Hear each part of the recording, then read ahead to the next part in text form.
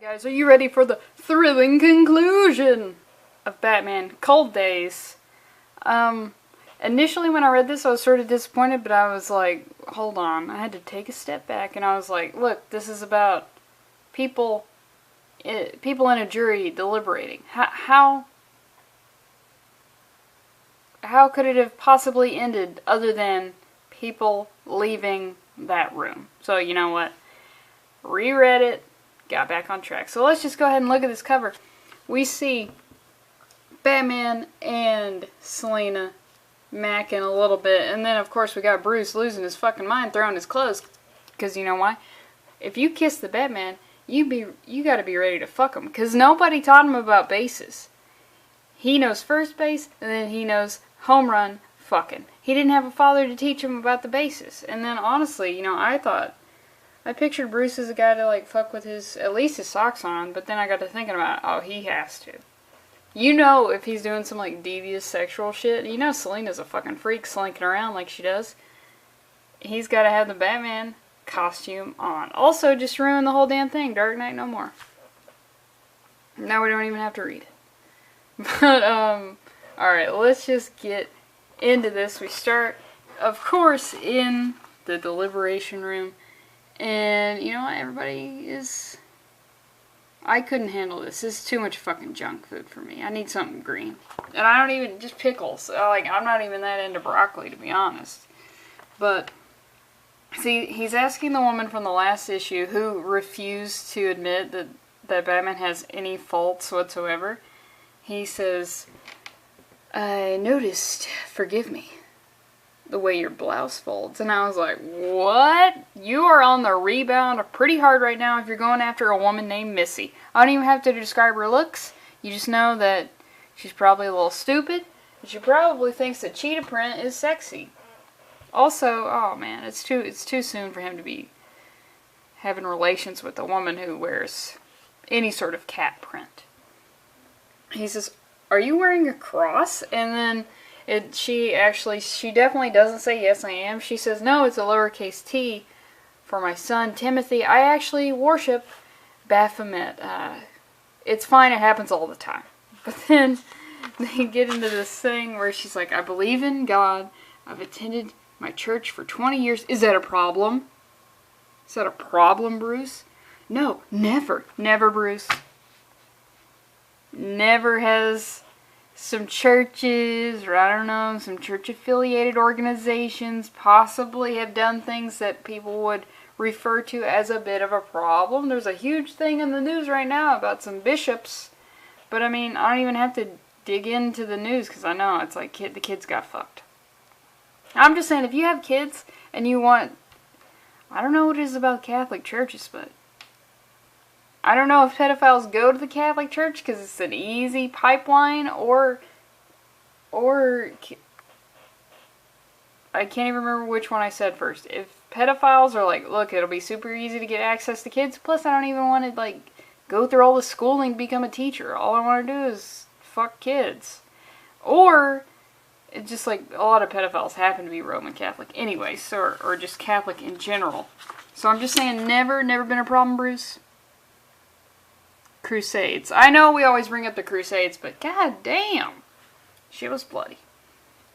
Good, as she touches her fucking bling. But you've asked me to show here today that Batman could have erred in this case. That his mistakes perhaps led to Freeze being falsely accused. So I find your cross, your belief, interesting. Do you believe in God, Bruce? And she's doing that side-eye pretty damn hard, so you better not upset Missy because she looks like she permanently asked for the manager. He says, well, that's just it. I used to. Whoa, so, I know what they're going. I don't know, I might have to bring this up in a little bit, but, no, this is applicable. Okay, so, his whole angle on this, I'm not even going to show all of this because it's very good. You need to go get it. I feel like, is Tom King, like, going after some, like, actual thought-provoking, challenging type of comics? Because most of the time people don't really mess with the religious stuff. I mean, they do in Daredevil sometimes, but I just feel like as a whole that people just like, let's not. But, So his case is that Batman is a man, therefore he can be wrong. He can err. He can err. But this woman refuses to believe that Batman could do that. Now, basically what he's getting at is Batman is a man, not a god. And then I feel like that also is applicable to, I do live in the South, and I know that there are a lot of people who say Jesus was just a man. I'm an atheist, so it doesn't mean anything to me. But when you say to that Jesus was just a man, even if you're like, yeah, he was still the Son of God, but he was still just a man, it's a nice sentiment, what you're trying to do, but that it does not go over well. I mean, if you say Jesus was just a man, you're gonna get some side eye like this. So that's what he's going after. It's like comparing. At least that's the way I take it. Where he's saying, you know, Batman is just a man. He can cause problems. Some people believe Jesus was just a man, even though he was the Son of God or whatever. So if Jesus can err, then totally Batman is also have that possibility of, you know, committing some wrongdoing or having a little bit too much fun on the weekend. And then we get into this, which I thought was fantastic. My father was a Christian. A lot of good that did him. I don't remember seeing God down in Crime Alley. He held hallowed the immortal soul, heaven, the Father and the Son, giving your will to your Lord, trusting Him with that will. He wanted me to believe too, but he wanted me to come to it on my own. We went to church. Well, I mean, obviously he's kind of pushing on you, Bruce, if he's not leaving you at home with Alfred. He told me all the stories, talked a lot about what we can control and what we can't. Later, after. This is like, I believe in all the issues he references his parents' murder. And I would, in my mind, Bruce Wayne, he never brings that shit up. Especially within just a group of total strangers. So he says, I was upset. So I directed my anger into unwarranted sexual advances toward my butler. Okay, I'm being stupid. I put aside believing in a deity or believing in anything my father thought had saved him. I couldn't really see that anything had saved him.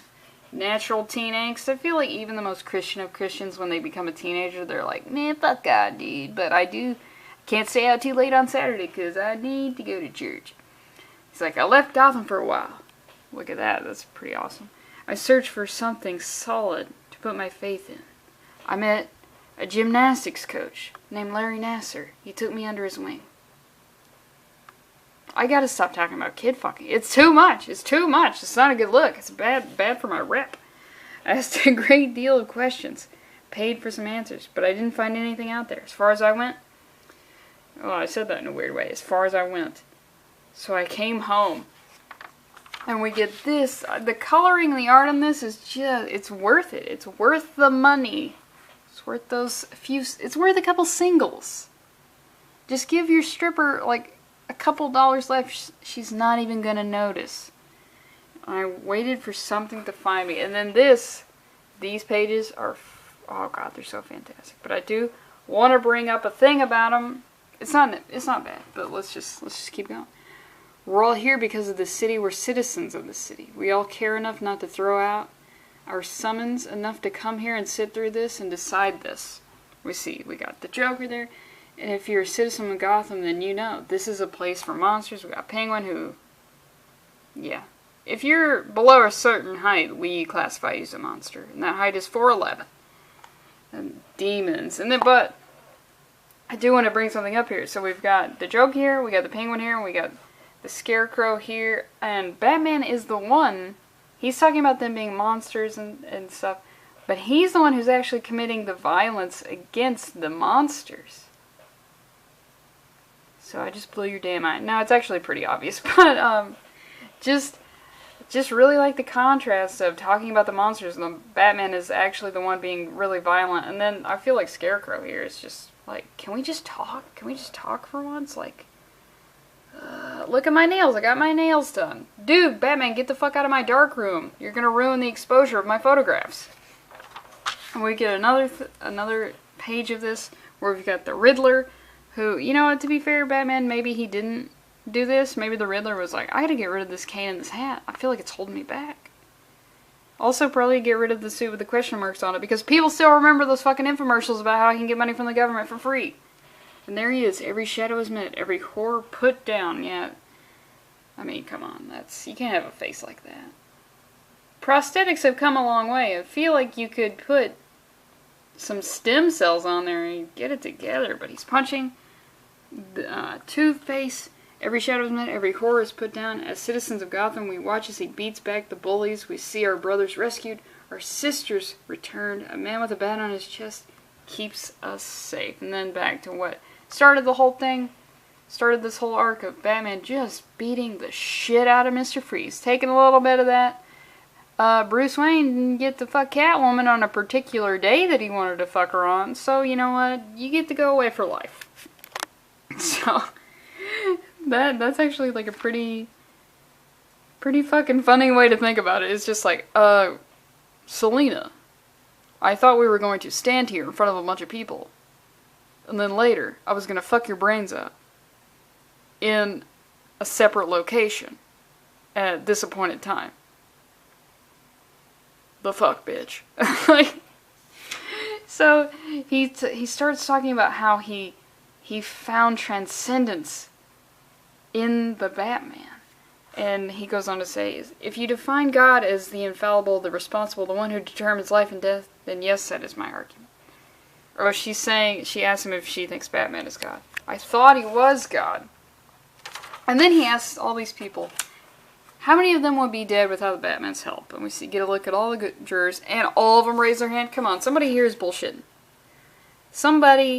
We had a couple, I know some of these people hesitantly put their hand up because everybody else was putting their hand up. None of you motherfuckers were saved by Nightwing? What about Robin?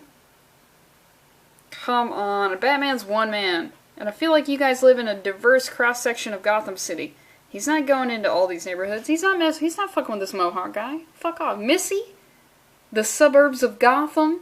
Missy? I don't think so.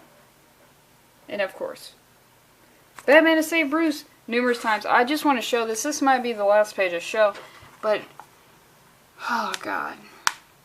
And he explains to her, he says, if Batman tells you that a man is guilty, you just automatically assume that he's guilty because he's infallible in your eyes. But he's like, we have no right to sit here in the judgment of Batman. He is perfect. We are not. Our lives are his. We worship. We do not inspect. Let freeze go and rot. Ignore any doubt. Batman has decided.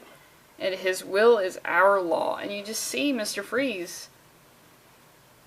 I just noticed his little fucking cold tank. Like, come on, man. But just like, it's like the loneliness, the desolation.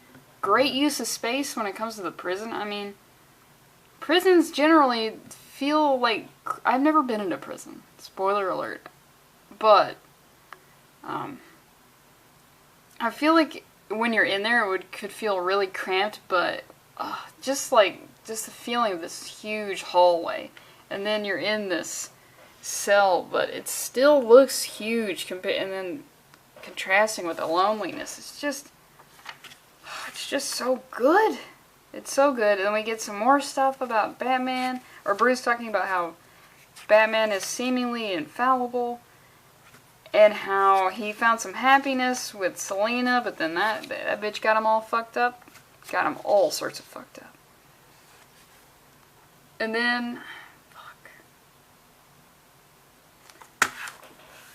but then he